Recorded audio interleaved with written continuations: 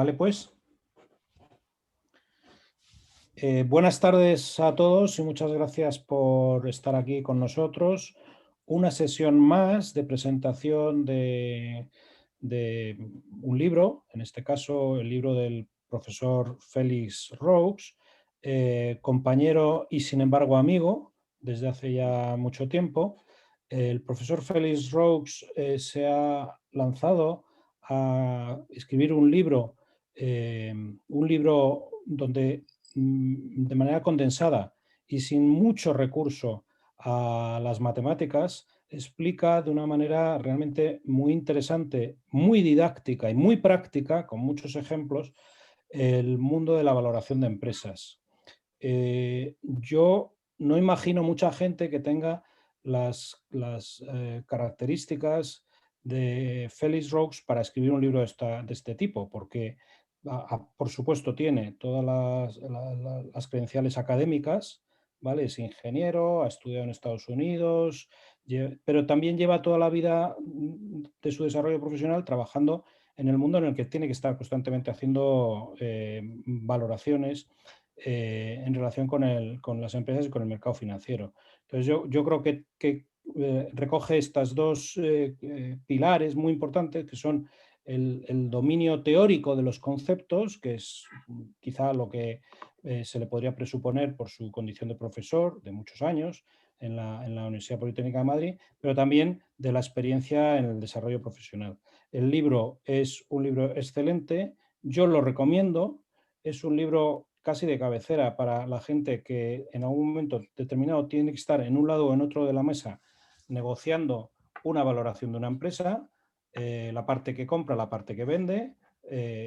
Bueno, esas negociaciones son siempre muy complicadas. Al final una valoración no deja de ser una opinión y opiniones hay tantas como personas, pero si se dominan las bases de lo que son las técnicas de valoración de empresas, esas negociaciones se hacen mucho más fáciles, se objetivan y son mucho más, es más fácil que se llegue a un acuerdo razonable. Por lo cual, insisto que para todas las personas que están en este mundo pues del emprendimiento, por ejemplo, pero también el capital riesgo o la inversión en distintas vertientes, pues es muy importante aprender y saber sobre cómo poder valorar empresas. En definitiva, yo no puedo hacer más que recomendar que todos compréis y leáis este libro. Yo no me quiero extender más, le voy a pasar la palabra al profesor Félix Roux para que pues, nos cuente qué ha pretendido con este libro y cuál ha sido su experiencia. Félix, cuando quieras. Muchas gracias. Yo creo que se me oye bien, pero si no se me oye o en algún momento se oye peor, me decís. Bueno, yo primero quería agradecer tanto a Industrial Escuela de Negocios como al profesor Rafael Ramos la oportunidad de presentar este manual.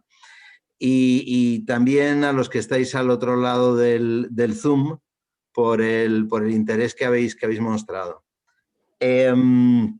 Mi papel hoy es comentaros un poco en general cómo está hecho el manual y cómo está, digamos, pergiñado, pero yo os agradecería encarecidamente que me interrumpierais y preguntarais y comentáramos pues, todos los temas se os vayan ocurriendo, porque veo que somos unos 30 participantes y estamos razonablemente en familia.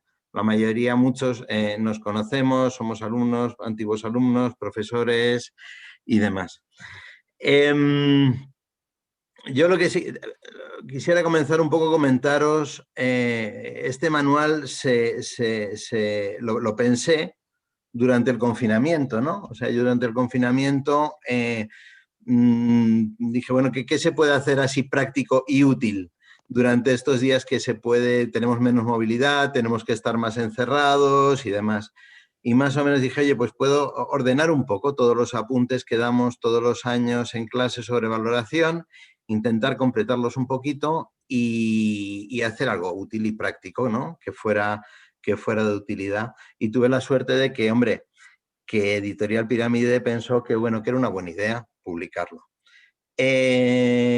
Y también tengo que decir, y tengo que agradecer mucho tanto a mi pareja Paola como a mi hija Alicia, que me aguantaron durante esos días de confinamiento, que en los ratos libres muchas veces se dedicaba a redactar el manual.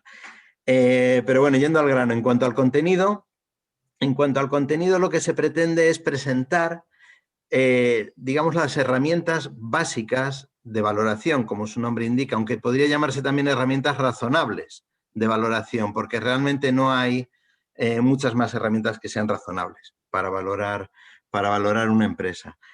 El libro, bueno, aparte de dar unos conceptos previos, de fundamentos financieros, de la forma más sencilla posible, y aquellos que son absolutamente imprescindibles, se profundiza sobre todo en el método de descuentos de flujos de caja, que es el más ampliamente utilizado. ¿Por qué? Pues entre otras cosas porque es un método matemáticamente muy sencillo, o sea, no tiene ningún tipo de complejidad. Lo que sí que es interesante y que se pretende en el manual es ayudar a la gente a pensar sobre los parámetros que se utilizan en ese método, ¿no? A la hora de calcular ese método. Parámetros como, pues como la tasa de descuento, qué quiere decir realmente una beta, intentar entender un poco lo que hay detrás de esos números que ponemos en ese modelo matemático que es muy, muy sencillo.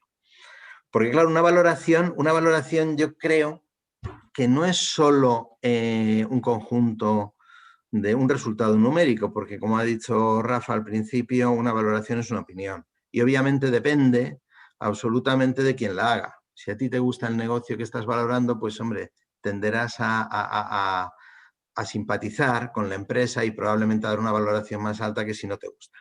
Pero en cualquier caso, una valoración lo que tiene que reflejar es un modelo de negocio, tiene que reflejar una narrativa, tiene que reflejar,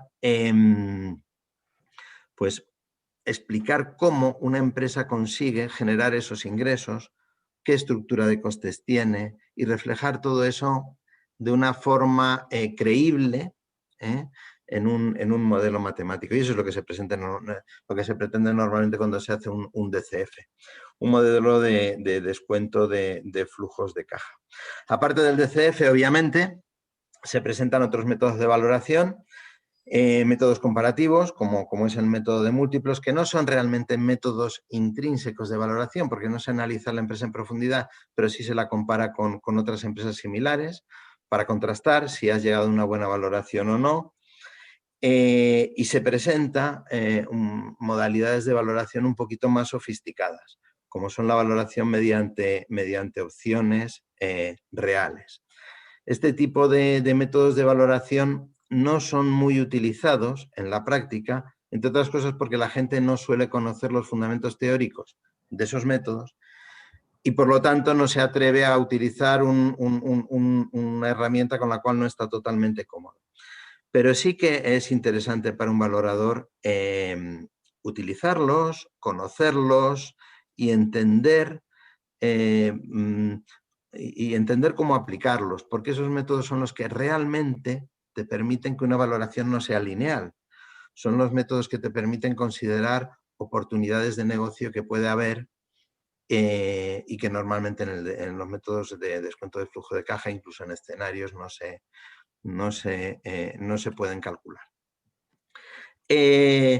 Finalmente, también se presentan algunos métodos de valoración basados en balance que realmente no se utilizan porque, como todos sabemos, el balance no refleja el valor de una compañía, pero en el momento en que hay casos muy puntuales en que se podrían utilizar, ¿no? Por ejemplo, cuando una compañía se va a liquidar, tener claro cuáles son los activos y calcular el valor de mercado de esos activos sí que te puede ayudar a entender un poquito más el valor que hay en ese tipo de situaciones. Y además también te da un valor mínimo de la empresa, pero obviamente no son los métodos más recomendables. Pero claro, si intentas presentar todos los métodos no los puedes dejar aparte. Bueno, y aparte de los métodos de valoración, lo que también se ha pretendido es intentar, como ha dicho el profesor Rafael Ramos al principio, abordar estas herramientas de la forma más clara, sencilla y práctica posible. No se ha profundizado en los fundamentos matemáticos, a menos que fuera absolutamente imprescindible. En el caso de las opciones es necesario y hay algunos fundamentos matemáticos financieros que se describen al principio del libro.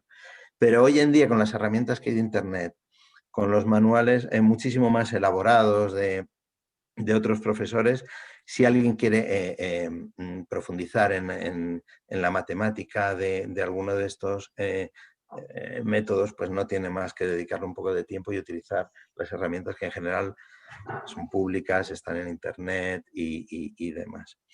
He pretendido mucho más que la gente, que los lectores del manual pues sacaran sus propias conclusiones y que llegaran a conclusiones razonablemente críticas, en el sentido de decir, oye, una valoración es una opinión, por tanto lo primero que me tengo que preguntar es quién la ha hecho, quién ha pagado por esta valoración, porque normalmente el que la ha hecho y el que ha pagado por la valoración tiene un cierto interés en que salga positiva o negativa, y a partir de ahí pues plantearse cosas, ¿no? Y plantearse cuestiones al respecto y hacer un challenge a estas valoraciones. Y ya para terminar, o sea, ¿qué otros temas también he intentado cubrir de una forma muy rápida? Como veréis, pues el tema de la valoración de startups, que es un caso muy particular, porque influye muchísimo más las expectativas que la realidad de los flujos de caja que se están generando, que en una empresa madura son normalmente una realidad, en una startup no dejan de ser una expectativa. Y también he intentado, pues, por lo menos mencionar al final la importancia creciente que está teniendo hoy en día dentro de las valoraciones los factores medioambientales, de gobierno de las empresas y sociales, que los valoradores y los bancos de inversión y los inversores cada vez le prestan más atención. O por lo menos dicen que le prestan más atención, ¿no? Entonces, son elementos que dentro de a la hora de valorar una empresa se tienen en cuenta. Si una empresa es socialmente responsable, si una empresa consume energía de forma eficiente, si una empresa tiene un sistema de gobierno, de compliance, de reclutamiento razonablemente fair para todo el mundo, pues es algo que cobra cada vez más importancia y que es bueno que ocurra. Por eso también he querido mencionarlo. Pero en definitiva, veréis que es un libro muy cortito, es un manual que no llega a las 200 páginas y que espero que cubra las expectativas de los lectores también de desmitificar un poco este mundillo, ¿no? De la valoración de empresas, que muchas veces tiene digamos, una sobrecarga de mito, de qué hay detrás, que todo es especialmente complejo, y no es así, es relativamente sencillo. Pero bueno, hay que entenderlo y ya está.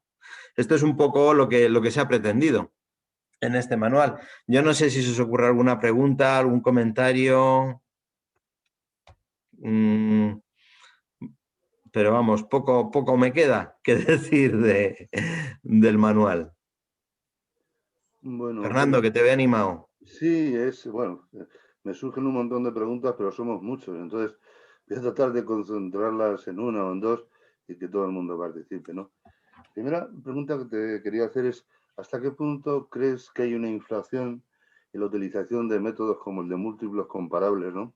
Cada vez que uno lee prensa económica o información, tiene poca base científica, en ocasiones no tiene ninguna, pero vamos, lo ves continuamente en la información económica, ¿no? Sí. Y luego otra, que es que, ¿qué podemos hacer cuando nos enfrentamos a la valoración de intangibles? ¿Sí? La problemática que surge y qué podemos hacer al respecto. Bueno, se me ocurren más, bueno, aparte de felicitarte, como te he dicho al principio, por el trabajo, es mucho más difícil concretar que extenderse. Entonces tiene grandes méritos tu texto, ¿no? Vale. Gracias. Muchas gracias. A ver, intentando responder a tus preguntas. Por una parte, la valoración mediante múltiplos. Efectivamente, la valoración mediante múltiplos no es una valoración intrínseca de la empresa. O sea, no quiere decir que el que la haga entienda bien los fundamentos del negocio de esa empresa, sino que se limita a comparar esa empresa con empresas que teóricamente están en su mismo sector. Y eso realmente es algo que es muy arriesgado. Porque, por ejemplo, por ponerte un ejemplo, yo aparte de dedicarme a la docencia y a la enseñanza, también me he dedicado sobre todo al mundo de las telecomunicaciones. Entonces, por ponerte un ejemplo, yo he visto valoraciones mediante múltiplos comparando a empresas dentro del sector de telecomunicaciones como son Telefónica y British Telecom. Telefónica, que es un operador global que está presente en Latinoamérica, que está presente en Europa, en Alemania, que está presente obviamente en el mercado español, que es un operador que tiene servicio fijo, que tiene servicio móvil, que ni por huella geográfica, ni por servicios que proporciona, ni por estructura de costes se parece a British Telecom. British Telecom es un operador local, británico, centrado en telefonía fija.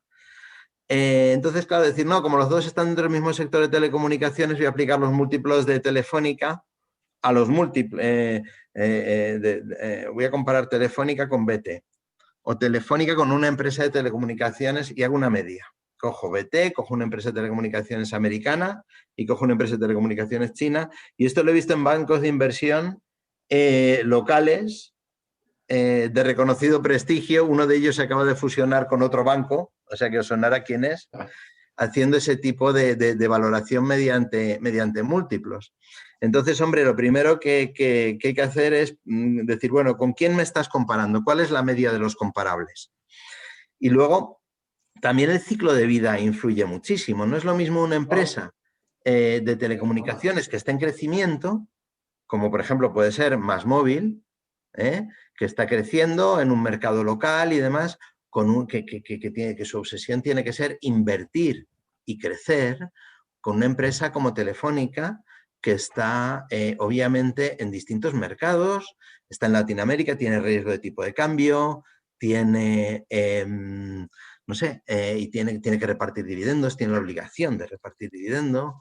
Claro, entonces el ciclo de vida también es muy importante. Entonces la huella, el momento de mercado, la estructura de costes, es muy arriesgado y es realmente difícil encontrar valoraciones mediante múltiplos que estén realmente bien sustentadas y bien comparadas con empresas similares.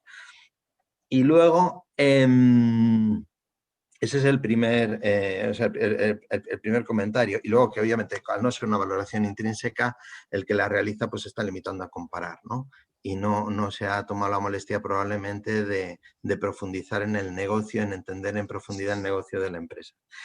Y luego con respecto a la valoración de intangibles, hombre, es algo realmente muy complicado de valorar. Hay empresas que valoran marcas que dicen, ¿cuánto vale Coca-Cola? Pues dicen, la marca Coca-Cola vale tanto, la marca... Entonces, es muy difícil valorar un intangible. Y la única forma a mí mínimamente prudente, que me parece que se puede hacer, que puedes hacer para valorar un intangible, es comparar si ese activo intangible lo tiene la empresa o no lo tiene la empresa. Por ejemplo, comparas, dices, vale, ¿cuánto más? Y de nuevo es muy complicado, ¿no? O sea, ¿cuánto más vendería Día Cola si en vez de ser Día Cola fuera Coca-Cola? Entonces intentas valorar ese mismo activo intangible si la empresa lo tuviera o no lo tuviera. Intentar proyectar, hombre, de alguna manera cuánto más se vendería o cuánto más caro podría vender si tuviera ese premium. Pero de todas formas la valoración de intangibles es algo realmente muy complicado y cuando estamos hablando de activos que todavía se pueden materializar, como es una marca, pero luego ya si hablas de la calidad de los empleados y de otro tipo de intangibles, las patentes, cuánto tiempo van a durar, es incluso todavía más complicado. Yo no sé si he podido responder mínimamente sí, claro. Muchas gracias por tu contestación. Cuando has mencionado un banco que se ha fusionado con otro, recuerdo que creo que ese mismo banco que se ha fusionado con otro, vi yo una vez una valoración haciendo descuentos de flujos de caja, una valoración que sí podría ser intrínseca, y luego para cubrir el expediente, pues cogieron el EBITDA recurrente de los últimos años, lo dividieron, le llamaron EBITDA implícito, que claro, poniéndose nombre es más fácil cobrar. Claro. Esa trampa ya es para nota, pero sí, se da mucho. Muchas Es gracias. verdad, se da mucho y el EBITDA recurrente, hombre, la contabilidad es muy complicado, o sea, porque la contabilidad es dúctil y maleable, como todos sabemos. Entonces, llegar a un EBITDA recurrente o a un EBITDA recurrente que sea el 30% más alto o más bajo, según cómo, tampoco es tan complicado. Claro. Entonces, hombre, por eso conviene contrastar mucho y hacer y cuestionarse las valoraciones y preguntar y no tener ningún tipo de escrúpulos, yo creo, en preguntar y cuestionar. Bien. Muchas gracias, Félix. A ti, a ti. No sé si alguien más quiere comentar algo. Hombre, Miguel Ángel. Hombre, ¿estoy yo aquí? ¿Estás tú? No, Has pues salido, yo... Miguel Ángel, en No, pantalla. estaba repasando el chat y fíjate, tienes ahí una pregunta. Ah, no lo he visto. Lo hace Francisco Javier Soto. ¿Cómo abordas la prima de riesgo en tu libro? ¿Cómo abordas la prima de riesgo? La prima de riesgo supongo que se refiere al Market Risk Premium. Hombre, yo lo que intento es explicar de una forma razonablemente sencilla que cuando vas a utilizar una tasa de descuento, aparte de utilizar la rentabilidad sin riesgo, pues tienes que poner un premium. Lo que se ha venido haciendo tradicionalmente es, pues hombre, utilizar para calcular ese premium el Capital Asset Pricing Model. En el libro se explica de la forma más sencilla y más clara posible cómo utilizar el Capital Asset Pricing Model para llegar a una prima de riesgo. Lo que supongo que está preguntando también implícitamente es si estás de acuerdo con el Capital Asset Pricing Model o no. ¿No? Entonces, la verdad es que la experiencia dice que se ajusta razonablemente a la realidad, luego a toro pasado. Con lo cual, pues puede ser una primera referencia. Lo que ocurre es que a la hora de introducir las betas que son necesarias en ese modelo, yo lo que creo es que es mejor siempre pensar un poco qué beta utilizar que calcular el histórico de las betas. Porque cuando calculas el histórico de las betas, pues estás asumiendo que el futuro va a ser igual al pasado. Y, hombre, eso normalmente no ha sido así nunca en la vida. Y, por ejemplo, una empresa madura pues tenderá a crecer a menor velocidad, o una empresa que está creciendo a gran velocidad y que a lo mejor en un momento dado es más volátil que el mercado, tenderá a suavizar su crecimiento y por tanto a cambiar su beta. Por tanto, yo creo que lo que hay que hacer es intentar aplicar el Capital Asset Pricing Model, porque es el único modelo que realmente se ha demostrado que puede tener un cierto sentido, pero poniéndole un poco de cabeza a qué beta utiliza. Y cómo va a ser el futuro, e intentar ver un poco más cómo va a ser el futuro. Y no solo con la beta, sino con la rentabilidad esperada de la sin riesgo, la R sub F, que cada vez está más claro que por lo menos durante muchos años en Europa va a ser muy, muy, muy pequeña, y la rentabilidad del mercado pues tampoco va a ser tan alta como en el pasado, ¿no? Entonces, en resumen, yo te diría, aplica el método, pero cuestiónate los parámetros e intenta pensar un poco cómo van a ser en el futuro esos parámetros. Y el problema es que, claro, ahí es muy difícil hacerlo si uno no es un experto sectorial, ¿no? Entonces, si vas a hacer una valoración genérica, pues hombre, por ejemplo, el sector eléctrico, y no eres un experto del sector eléctrico, pues es complicado, ¿no? Entonces hay que estudiar un poco el sector y ver un poco cómo va a evolucionar esos sectores. Espero haber respondido a la pregunta. Digo que yo estoy mirando Sí. el chat también, y entonces yo no sé si Francisco Javier Soto puede hablar o no, pero dice, ahora están saliendo, si quieres te lo leo, Sí, ahora están saliendo modelos de análisis fundamental como el CAMEL, que se basan en el calcular el riesgo en función de la empresa. Porque creo, dice Soto, que el CAPM para empresas pequeñas o medianas o incluso en situaciones especiales no le dé utilidad. hombre, al final, si una empresa es muy pequeña, pues hombre, es mucho más volátil, o sea, el tamaño y la volatilidad de una empresa pues tiene mucho que ver. Una empresa muy pequeña pues va a cambiar de valor mucho más rápido, está sujeta pues a muchas más inclemencias que una empresa grande que es mucho más estable. Entonces, obviamente, los métodos de valoración que planteamos en el libro, en el manual, son mucho más aplicables a empresas de mayor tamaño que a empresas de menor tamaño. Y, hombre, yo entiendo que para empresas de menor tamaño estos modelos se perfilan, se ajustan y demás. Pero bueno, en general, yo creo que son aplicables perfectamente. O sea, incluso a empresas no minúsculas, pero a empresas medianas, en crecimiento y demás. Yo creo que, hombre, tampoco hay mucha más ciencia que esta, proyectar flujos de caja y descontarlos, ¿no? Entonces, no sé.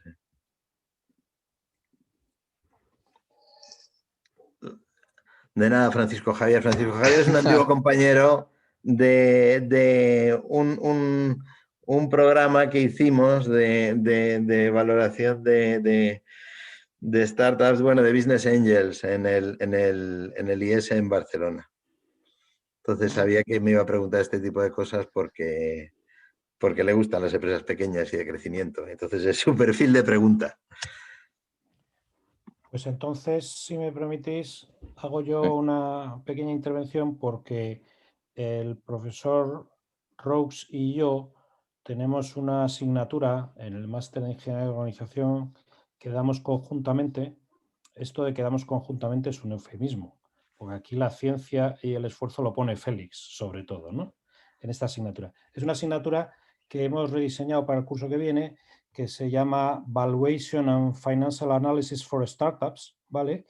En su versión anterior, pues ya la hemos impartido 2 o 3 ediciones yo creo que con gran éxito de crítica y público, y ahora la hemos dado una vuelta para adaptarla un poco a alguna de estas cosas que está pasando y en la línea con lo que se está comentando, muy orientado al tema específico de las startups.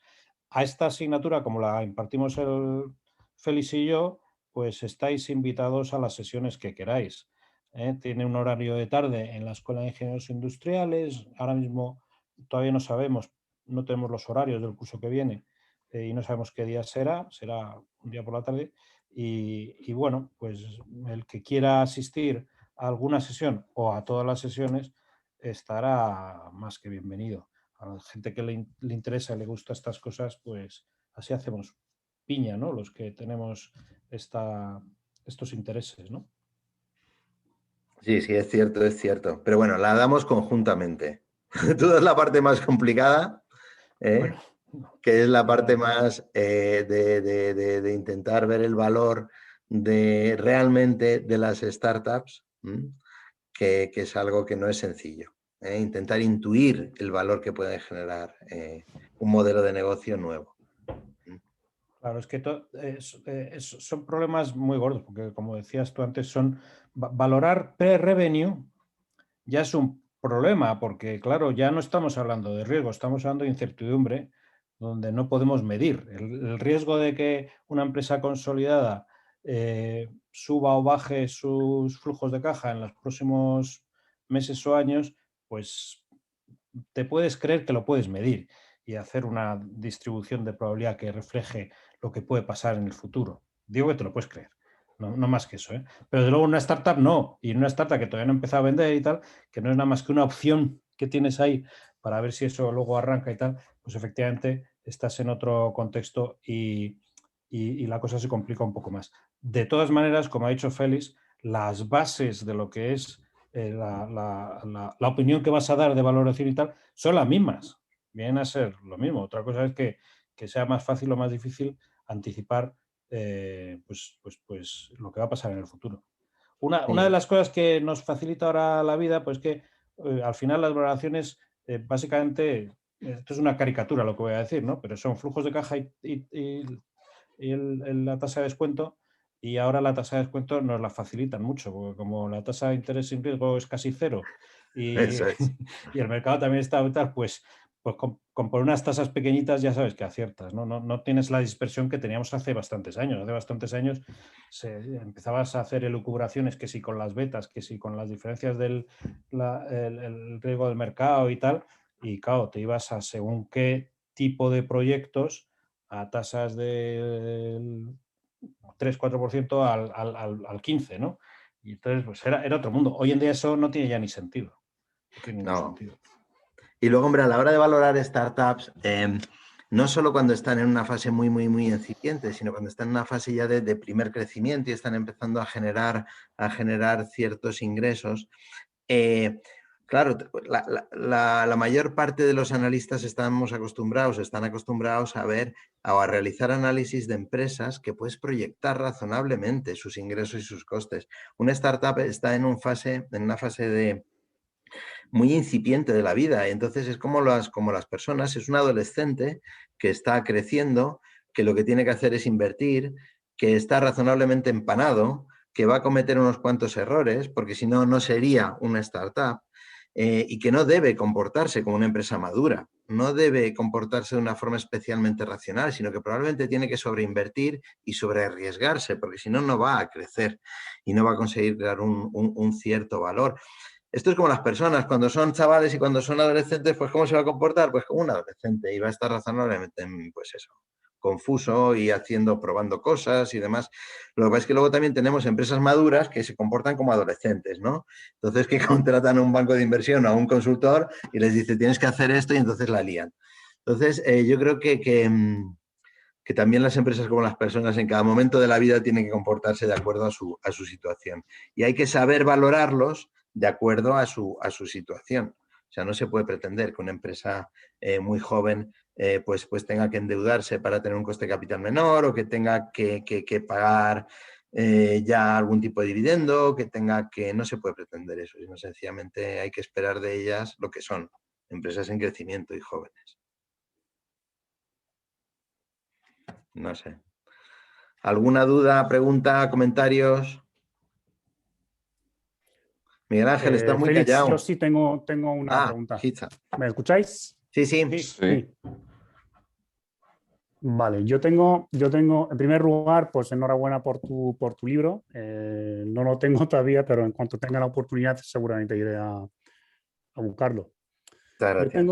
Yo tengo una pregunta sobre las prácticas habituales para cuantificar el valor intangible de una empresa.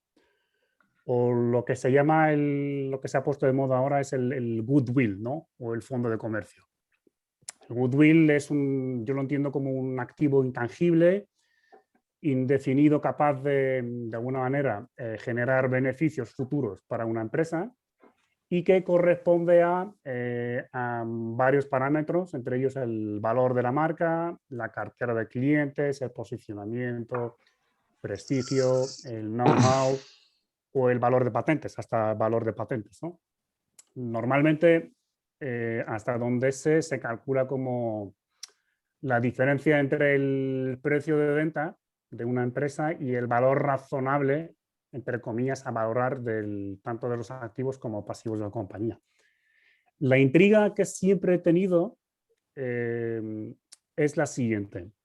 ¿Cómo puede una empresa valoradora ponerle un valor a algo tan intangible como es el posicionamiento, prestigio, know-how?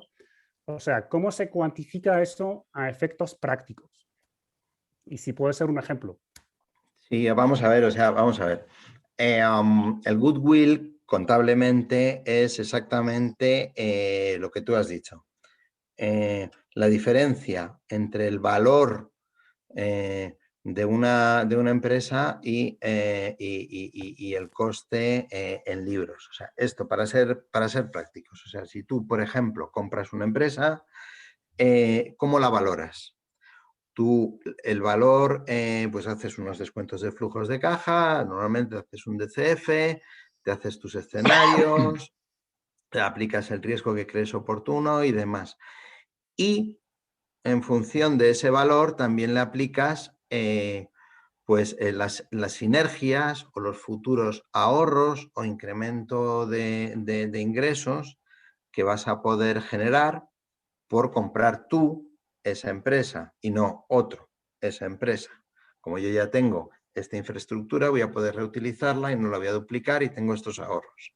O como yo tengo presencia en otros mercados, voy a poder vender los servicios de esta empresa en otros mercados y tendrá un incremento de valor mayor que si estuviera sola.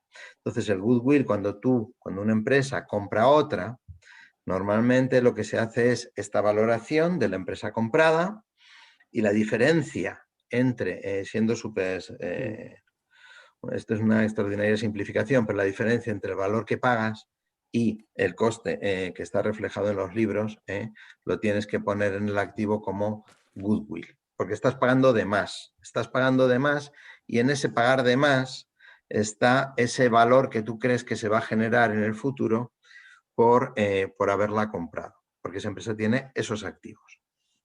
Y eso pues queda reflejado contablemente en el balance como un activo. Puedes estar de acuerdo o no, a veces has sobrepagado por la empresa o a veces has pagado muy poco, pero Claro, bueno. esa es la pregunta. Si yo pago un valor adicional sobre Sí. lo que realmente vale la empresa, cuanto más pago, lo que estoy haciendo es inflando el goodwill. Claro. Y claro, la pregunta es cómo un experto en valorar una empresa le pone una nota a unos parámetros tan intangibles. Hombre, porque lo que hace es, tú calculas el flujo, haces un DCF sobre la empresa comprada, ¿de acuerdo? O sea, imagínate ahora mismo esta empresa que el grupo MásMóvil va a comprar Euskaltel, ¿vale? Entonces es público y notorio. Tú dices, bueno, yo soy MásMóvil y voy a comprar Euskaltel. Pues hago un DCF, valor Euskaltel. Digo, mira, el valor para MásMóvil de Euskaltel es el que sea, N 1.000 millones de euros. ¿Por qué? Porque en el futuro va a generar estos flujos de caja que voy a descontar y además hay una serie de sinergias, ¿vale? Que son las que sean. Ellos no tienen red móvil, van a ser capaces de cursar su tráfico a través de mi red móvil, por tanto no les va a costar probablemente lo que están pagando ahora, ¿no? Entonces, tú valoras todas esas sinergias y dices, ¿yo cuánto estoy dispuesto a pagar por Euskaltel? Pues N 1.000 millones, ¿vale? ¿Cuánto es el valor en libros de Euskaltel? Pues normalmente es inferior a ese valor, ¿vale?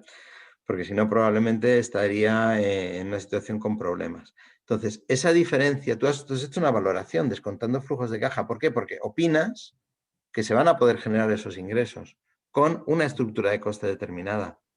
Entonces, ese sobrevalor sobre lo que está escrito contablemente, que es función de los activos que históricamente ha ido adquiriendo la empresa, depreciando y demás, porque en la contabilidad solo se reflejan cifras históricas, ¿vale? Que no son cifras de mercado, ni siquiera. La diferencia entre ese valor que tiene para ti y por tanto yo estoy dispuesto a pagar N sobre algo que vale B, pues esa diferencia es el goodwill, pero porque yo pienso que voy a generar un valor adicional utilizando esos activos que en libros son mucho más, tienen un valor mucho menor. Sí, sí. En un artículo que había leído yo recientemente, salía un experto comparando el goodwill de dos empresas de moda, creo que eran Hermès y Dior, ¿vale? Y el hombre lo que hacía es que le ponía unas notas o valoraciones de AAA a C, desde AAA a CCC a parámetros que son súper intangibles. Lo que pasa es que, claro, él no explicaba cómo ha sacado, por ejemplo, un BBA o un BBB para un parámetro determinado. Lo que puede ser el Claro. prestigio de una empresa. Eso es cierto, pero es que entonces este es un goodwill un poquito distinto, no es el goodwill contable, sino un goodwill que esta persona lo que estaría llamando goodwill es al valor de esas marcas, ¿vale? Hay empresas que valoran marcas y que dicen, oye, mira, para mí el valor de la marca Coca-Cola es tanto, el valor de la marca IBM es tanto, y la marca más valorada del mundo ahora mismo pues probablemente será Apple o alguna similar. Vale, entonces, ¿cómo llegan esas valoraciones? Pues muchas veces no lo explican con un nivel de detalle ni siquiera, iba a decir exhaustivo, pero no lo explican especialmente. Y la única forma que yo he visto que alguien ha hecho algún ejercicio similar y demás y que puede tener un cierto sentido es la que comentábamos antes con Fernando, es decir, oye, ¿cuánto valdría un bolso Hermès si no pusiera Hermès? ¿Cuántos bolsos vendería Hermès si en vez de poner Hermès pusiera el Corte Inglés? Entonces, esa diferencia y ver cuánto más margen o cuántos más ingresos tendría esa empresa que le generarían un mayor margen por tener esa marca, es la única forma de valorar, que a mí se me ocurre, ¿eh? Habrá gente que le parezca razonable otras formas, pero vamos, a mí El hecho de que pongan una valoración tan detallada como BBA, por ejemplo, seguro el tío tiene una plantilla. Además, lo que pasa es que no lo explica y nos quedamos con la intriga. Claro, él tendrá sus criterios y dirá, mira, con mi plantilla, tal, tal. Bueno, pues entonces habría que preguntárselo a él, realmente. Claro. Pues nada, pues muchas gracias y nada, enhorabuena por segunda vez. Gracias. Pues yo no te voy a preguntar, Félix. No, yo estaba ansioso. Porque... ¿Hay una pregunta? Hay una pregunta en el chat de José Armas que dice, mira, ¿cuál es el primer paso para valorar los canales de ventas y las perspectivas de ventas a futuros? ¿Cuál sería el peso en la valoración de la empresa? Hombre, a ver, yo a ver si he entendido bien la pregunta. A ver, una empresa, o sea, los canales de venta no se valoran como tales. Acceder a un canal de ventas tiene un coste mínimo. O sea, por ejemplo, si tú lanzas una marca y quieres estar en los lineales de Carrefour, pues tendrás que pagar a Carrefour de una forma directa o de una forma indirecta mediante promociones o lo que sea por estar ahí. O sea, acceder a determinados canales de venta tiene un coste, que es directo cuando son canales de venta directo como es en tienda, tiene un coste de desarrollo si a lo mejor no estás vendiendo a través de Internet y necesitas vender a través de Internet, y tiene un coste publicitario también de abrir un cierto canal. Vale, entonces, una empresa que ha incurrido en una serie de costes por tener acceso a una serie de canales de venta, cosa que no ha hecho un competidor, pues probablemente pueda proyectar a igualdad de condiciones pues mayor valor, porque podrá generar mayores ingresos y demás. Pero vamos, yo lo vería así. No sé si he respondido a la pregunta.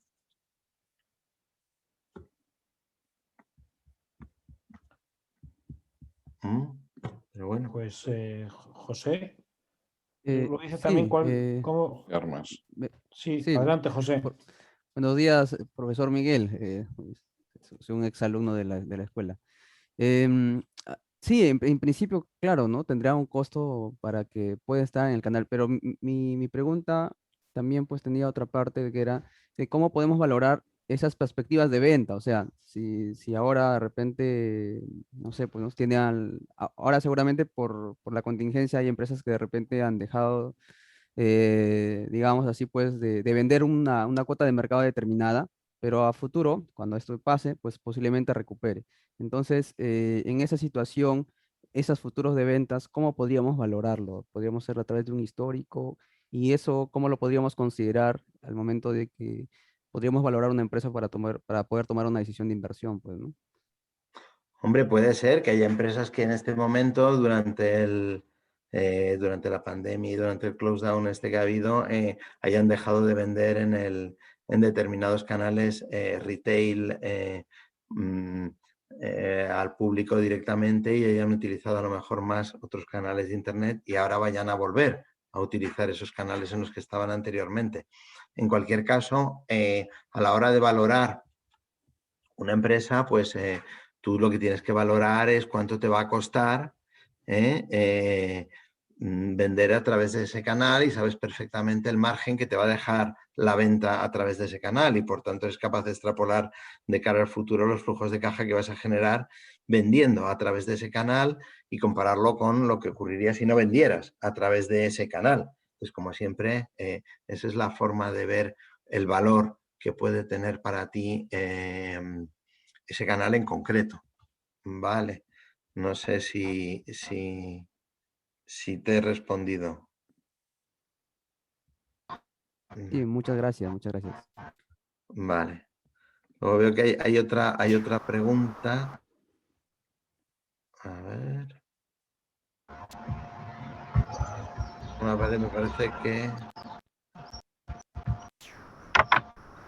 Ahora están saliendo modelos de análisis tal. Pin, pin. ¿Hay alguna otra pregunta que se me haya quedado en el tintero? Sí.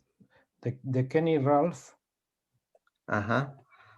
Te la leo si quieres. Sí, porque ahora no Buenas la tardes, veo. profesor Dr. Félix Roux. Felicitaciones por el libro. Soy ingeniero en una empresa brasileña y mi pregunta es cómo actuar para desarrollar buenas prácticas en las áreas ambientales y aumentar el valor de una empresa familiar que no se enfoca en el tema ambiental. ¿Tiene alguna sugerencia o técnica? Gracias. Hombre, o sea, ¿qué es lo que yo lo que te puedo comentar es que a qué prestan atención los analistas financieros cuando buscan invertir en empresas con buenas prácticas, ¿no? Y cada vez más hay analistas que intentan invertir en empresas con buenas prácticas en el ámbito en lo que llamamos ESG, en medio ambiente, social y de gobierno. Entonces, las prácticas medioambientales, lo que se mide normalmente, el parámetro que más afecta a que una empresa sea calificada como que tiene buenas prácticas, es el uso eficiente de la energía. Entonces, el uso eficiente de la energía, ¿qué quiere decir? Pues quiere decir que consume para generar el mismo output el mínimo nivel de energía, o sea, que utiliza pues, sistemas de aislamiento, que utiliza, pues no sé, tecnologías más eficientes que minimizan el consumo de energía para generar los bienes y servicios que produce. Esa es la capa más alta. El siguiente nivel que suelen medir es si la empresa hace un esfuerzo por consumir energías limpias, o sea, energías que no sean contaminantes, ¿no?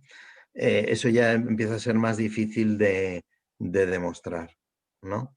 Pero en cuanto al medio ambiente, ese es el primer parámetro que se mide. Y luego, dependiendo de los sectores, pues la generación de residuos, el reciclaje, etcétera, etcétera. O sea, este es el tipo de cosas que suelen, además se suelen medir. O sea, ahora mismo se hacen rating. Hay empresas que antes hacían rating crediticios, todo el mundo todo el mundo que cotizaba en los mercados o que emitía deuda, necesitas tener un rating crediticio, ¿no? Que hacían pues los Moody's y los Standard & Poor's del mundo. Ahora estos Moody's y Standard & Poor's del mundo también te hacen un rating ESG y dentro de ese rating ESG te miden los parámetros medioambientales, de buen gobierno y sociales, ¿no? Y tienen sus criterios y te dicen, oye, te van haciendo tic en todos sus criterios y en la medida en que los cumples, pues te dan un rating superior. Y por tanto, los inversores que están interesados en invertir en ese tipo de empresas que son cuidadosas con el medio ambiente y el entorno, pues tienen estos ratings, ¿no? Y dicen, oye, pues la que tiene un buen rating, pues invierto en ella, y la que tiene un más rating, pues no invierto en ella, ¿no? A igualdad de condiciones, claro. Vale, bueno, vamos terminando. Hay una pregunta más en el chat que leo. Hola, buenas noches. En primer lugar, felicitar al profesor Dr. Félix por su libro. Espero obtenerlo pronto. En segundo lugar, quisiera pedirles si pueden repetir el nombre del curso sobre evaluación de startups. Bueno, es Valuation and Financial Analysis for Startups. Es una optativa del tercer semestre del máster en Ingeniería de Organización, máster oficial. Teóricamente, las clases de los másteres oficiales están reservadas para los alumnos matriculados en el máster, pero bueno, los profesores en este caso, tienen la potestad de dejar entrar en el aula a quien consideren, además de a los alumnos oficialmente matriculados. En esa calidad es en la que yo os he dicho que si alguno quiere asistir a alguna sesión, pues que no tendremos problema, que será bienvenido, ¿no? En tercer lugar, quería preguntarle si los criterios para valorar empresas son similares al de valoraciones de concesiones o se aplican otros criterios. Pues básicamente son los mismos. Una concesión no deja de ser una pequeña empresa. Lo que ocurre es que las concesiones son muy específicas, ¿no? O sea, por ejemplo, las concesiones, para poner un ejemplo concreto, una concesión de una autopista, ¿vale? Una concesión de una autopista, pues sus ingresos van a ser calculados en función del tráfico que se prevea que circule por la autopista y los costes, pues en función de los costes de operación y mantenimiento de la autopista. Y puede ser considerado una empresa y tal. Lo que ocurre es que cada concesión tiene sus especificidades. O sea, por ejemplo, una autopista va a ser capaz de tener un nivel de deuda muy superior a una empresa normal. ¿Por qué? Porque ya probablemente ha invertido en toda la infraestructura y los costes de operación y mantenimiento van a ser muy bajos a lo largo de toda su vida y por tanto los flujos de caja que generen van a poder hacer frente van a poder pagar unos servicios de la deuda muy superiores a los de una empresa normal, ¿no? Entonces, tendrá unos costes financieros quizás un poquito distintos, ¿no? Y habrá que tener en cuenta ese tipo de especificidades. Pero una concesión al final no deja de ser, puede ser tratada perfectamente en general como una empresa. Pues yo que muy bien, tienes una serie de felicitaciones, varias en el chat. Pues ¿vale? muchas gracias a todos. Y yo que podemos dar hoy por cumplida esta interesante sesión. Agradecerle al profesor Félix Rox, primero que haya escrito el libro y segundo que nos haya dado la oportunidad de presentarlo aquí en Industrial Escuela de Negocios, en nuestro programa de actividades complementarias, que se ve enriquecido con sesiones y con eventos pues, de este tipo, ¿no? Y a todos, muchas gracias por estar esta tarde con nosotros y seguimos en contacto porque nosotros seguiremos haciendo distintos eventos y presentaciones de este tipo y bueno, pues todo el equipo de Industrial Escuela de Negocios estamos a vuestra disposición para lo que para lo que deseéis. ¿De acuerdo? Muy bien. Pues muchísimas gracias a todos. Gracias. Enhorabuena. Gracias a todos. Enhorabuena. Buenas tardes. Sí, enhorabuena. Adiós, hasta luego. Gracias, hasta luego. Hasta luego. Enhorabuena, Félix. Gracias. Felicidades, Félix. Muchas gracias. Muchas gracias.